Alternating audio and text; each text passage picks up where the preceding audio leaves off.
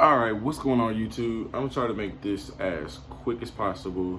Like, I'm probably not even going to put my little intro video in front of this, because I just want to get this out the way and, get this posted. Because I really don't have much to say, because I don't have too many complaints. So, as you can tell by the title, I'm going to be doing a little quick review about Frontier Airlines. So, I recently got back a few days ago from my trip to South Carolina.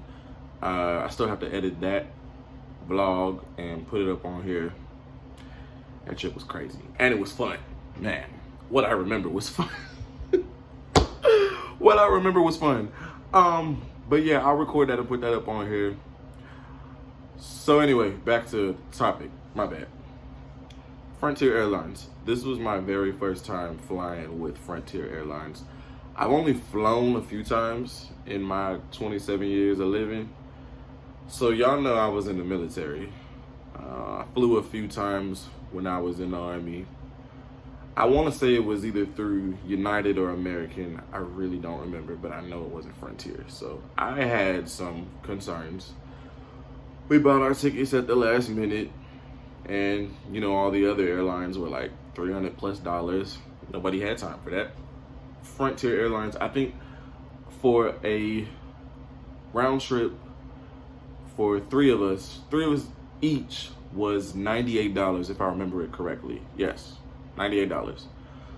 So I was, going on Google, doing reviews and stuff, and people were saying, oh, don't fly Frontier, and you're gonna hate it, and all this other stuff. So I was like nervous and everything, to the point where I was just about to be like, do y'all want to just drive down there? I was ready to say that, but it was whatever. Even like people in my real life was telling me, like, making jokes, talk about, you better make sure they have 2 seatbelts on the plane, you flying Frontier. I'm like, oh my God, because I already don't like flying as it is.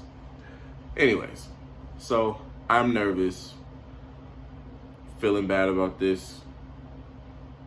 Yeah. So we get to the airport to fly to Charlotte.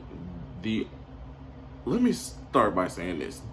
My experience was actually very good with Frontier Airlines. And if this is your first time flying Frontier Airlines, hopefully this can help you. If you're like me and you don't like flying and you heard bad things about Frontier, hopefully this will calm your nerves. We got there to the airport, got through TSA, got to our gate.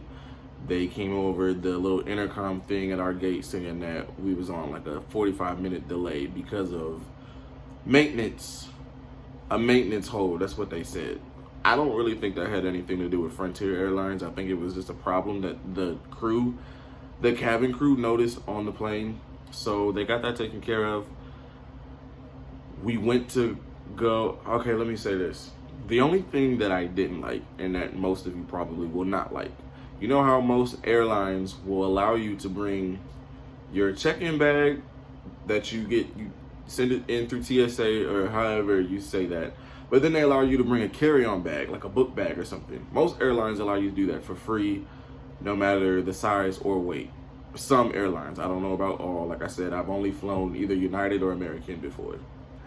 Frontier, you have to pay for your carry-on bag if it's, I think, more than 35 pounds.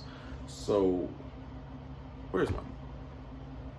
I'm not gonna worry about that right now. Just know I have a medium-sized black book bag, and that's literally all I took on my trip. I stuffed everything in there. I took about 4 or 5 outfits, some jewelry, obviously my hygiene products and stuff like that, shoes, and stuffed it all in this book bag. Somehow it was not 35 pounds, so I, nor my aunt, nor my brother had to pay for our carry-on bags. But I have seen people complain about that, and somebody was actually at the gate complaining about that, because they didn't, you have an option online to check words. You have an option online when you buy your ticket to pay for your carry-on bag. If not, it's up to the employees at the gate to decide whether your bag is too heavy, or it has to fit in this little slot. Like, you can't push it down, you can't stuff it in there, you can't throw it down forcefully to make it fall. It literally, it has to just drop like that. So yeah, we get on the flight. Flight attendants were very nice, hospitable. Captain was very nice. He actually introduced himself to us. I don't know if that's something all captains do. I've never experienced that before. The plane was it was kind of small. You know what I'm saying? There was no first class, middle class, nothing. You literally could see from the back to the front.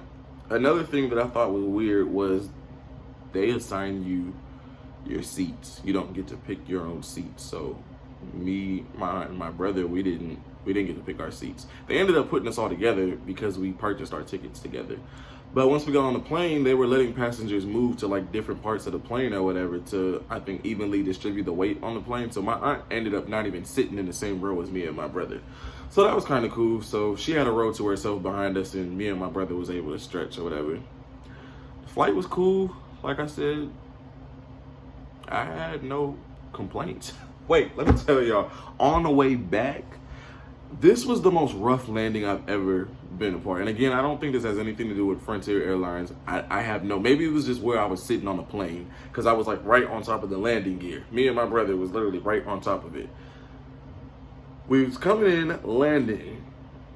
Like the plane started, it wasn't shaking or whatever. I don't know how to describe it.